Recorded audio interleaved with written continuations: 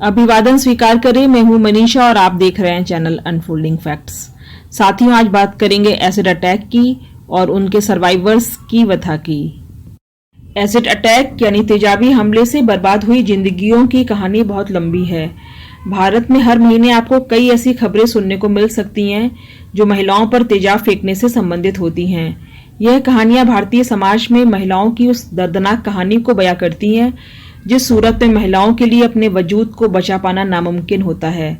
आइए सोनाली मुखर्जी जैसी साहसिक लड़की की कहानी पर एक नजर डालें जो कभी तो नेशनल कैडेट कोर की वर्दी पहनकर देश की सेवा के सपने देखती थी, लेकिन अब सोनाली मुखर्जी की जिंदगी जद्दोजहद से बुरी तरह हताश हो चुकी है। असामाजिक तत्वों के दिए गए जख्म उसके चेहरे पर तो दिखते ही हैं, साथ ही उसके मन पर भी इनका गहरा असर हुआ है। 22 अप्रैल 2003 को घर में घुसकर कुछ युवकों ने उसके ऊपर एसिड डाल दिया था। इसकी वजह से उसकी दोनों आंखों की रोशनी चली गई, दाहिने कान से सुनाई देना भी बंद हो गया। इन युवकों ने एक दिन पहले उसके साथ छेड़छाड़ की थी, जिसके जवाब में सोनाली ने कहा था, ऐसा मत करो, मैं तुम सबकी शिकायत तुम्हारे घर वालों और अपने परिवार से करूंगी।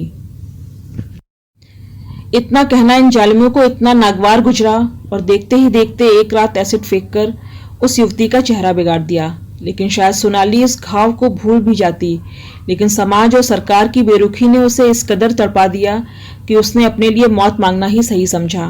सोनाली मुखर्जी अकेली ऐसी युवती नहीं जिन्हें एसिड अटैक यानी तेजाबी हमले का शिकार होना पड़ा। समाज में मनचले अक्सर एक तरफा प्यार को खारिज करने के दुस्साहस की सजा महिलाओं के चेहरे या बदन पर तेजाब फेंक कर देते हैं। बेशक ऐसे तेजाबी हमलों से महिलाओं की मौत तो नहीं होती, लेकिन विद्रूपता और विकृति की वजह से उसकी तमाम जिंदगी मौत से कम भी नहीं होती। पुरातन समाज में मर्द महिलाओं से बदला लेने के लिए उनकी नाक काट देते थे। मर्द महिला को ऐसी क्रूरतम सजा देना चाहते हैं कि पीड़ित जिंदा रहते हुए भी जिंदा न रह सके। तेजाब हमला नाक काटने की सजा का नया वर्जन है।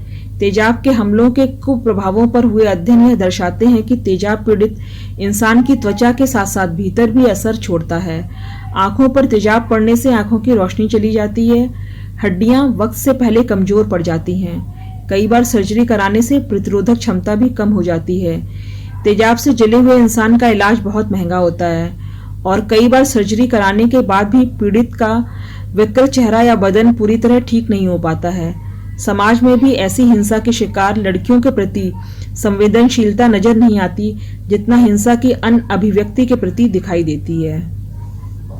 आइए अब एसिड अटैक के संबंध में कुछ कानूनी प्रावधानों को जानते हैं।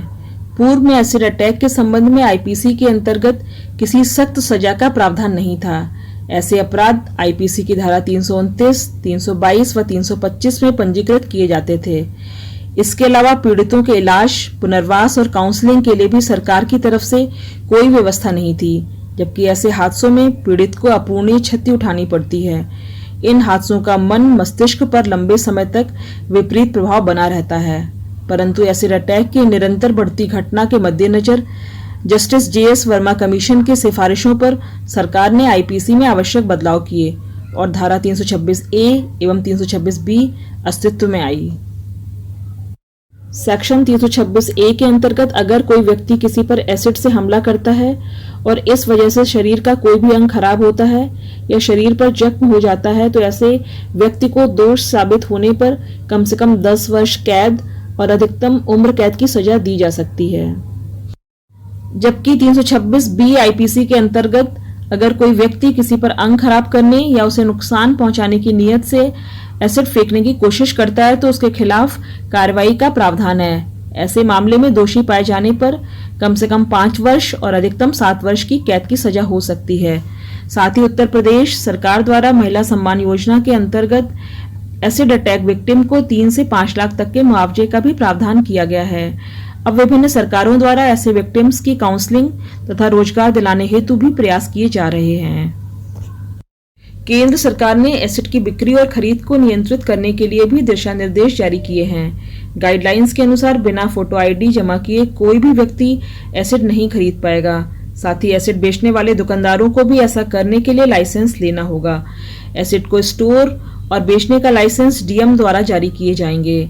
कई एनजीओ भी एसिड अटैक विक्टिम्स की सहायता कर रहे हैं। छाया फाउंडेशन, मीर फाउंडेशन भी ऐसे ही कुछ एनजीओ हैं।